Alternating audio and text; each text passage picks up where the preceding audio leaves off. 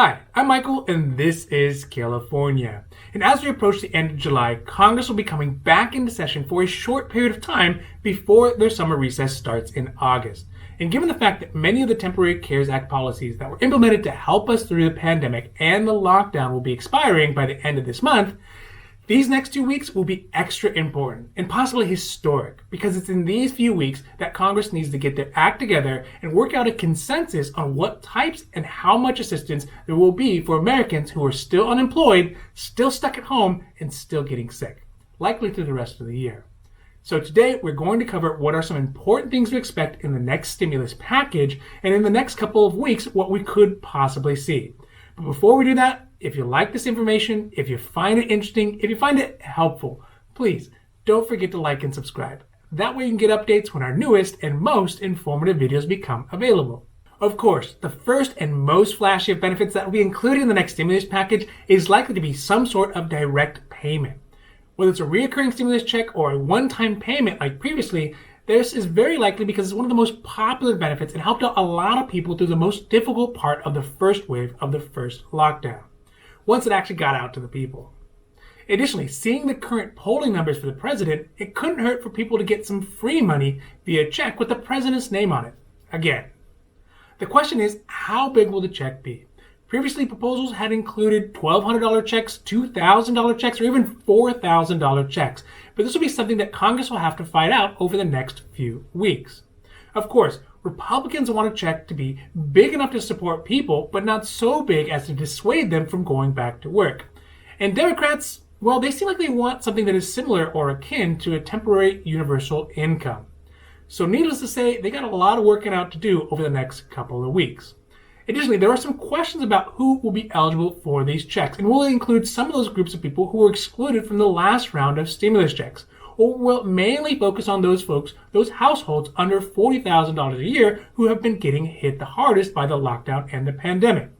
One thing is for sure is that whatever the amount is, I would definitely expect there to be another round of stimulus checks in the next stimulus package. Another provision that will almost be guaranteed to be in the next stimulus package will be some sort of expansion of unemployment benefits.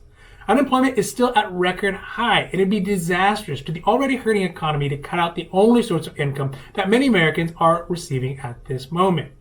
Up to this point, there have been some temporary ad hoc extensions of unemployment on a month-to-month basis, but given the way that things are going and some of the larger states, both red and blue, going back into lockdown, unemployment benefits will be an essential provision that will need to be included in the next stimulus check. Now, it is unlikely that the extended unemployment benefit will be the same amount, given that most Republicans' rhetoric about encouraging people to get back to work. It is more likely that the extended benefits will be a few $100s additional on top of the normal unemployment benefit amount, rather than the full $600. Additionally, they may have to extend the unemployment benefits until at least the end of the year, or better yet, until whenever unemployment rate falls below a certain level. The next benefit is one that I sincerely hope they get some additional attention, but I have a feeling that it could really go either way. Hopefully, they'll be able to increase funding for food assistance programs. And this is mainly programs like SNAP, or as it was previously known as food stamps. This is because SNAP has had such a big benefit to so many Americans who are not only facing unemployment and eviction, but also increased food prices and hunger. And SNAP is one of the primary ways that states are able to help put food on the table for folks who are unable to work up to this point, especially as a result of the lockdown and the pandemic. Now, many of the SNAP restrictions have been temporarily removed in addition to new short-term programs like a pandemic EBT, which was implemented to assist Americans from being hungry during these time frames. But many of these programs are being phased out. We've already seen some states not renew or extend their SNAP benefits or their pandemic EBT program, which is really meant for school-aged children who normally would be receiving free meals at school but are not able to because schools are closed. Now, given the fact that many school districts are considering doing virtual learning for the next school year, it may mean that at least another PEBT or additional SNAP benefits or something similar will have to be rolled out to help these families deal with the increased food costs. And one way to do that would be to have those put into the next stimulus package. Finally, one benefit that could be a 50-50 possibility of being in the next stimulus package is rental assistance. This is vital because, again, like many of the other benefits under the CARES Act, the previous rental assistance programs have already exhausted all of their funds. But there are still literally millions of renters who will be unable to pay their rents if the lockdown and the pandemic continue in the way that it is already going.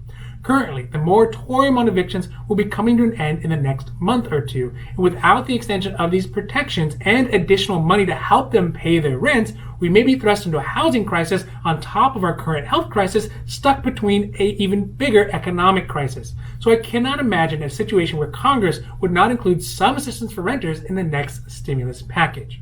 Undoubtedly, lawmakers are in the unenviable position of having to decide where a limited amount of resources can go to help the most amount of people, all the while trying to get reelected in this election year. But the reality is that without any one of these assistances, many people will suffer, and trying to decide which course of action is best is something that our two warring parties are going to have to put aside their rhetoric and their dogma and sit down and work on together to figure out, or be out of a job come next year. Thank you so much for watching our videos, and I hope that you found them interesting or helpful or at least useful. And if you did, please don't forget to like and subscribe. That way you can get updates when our newest and most informative videos become available.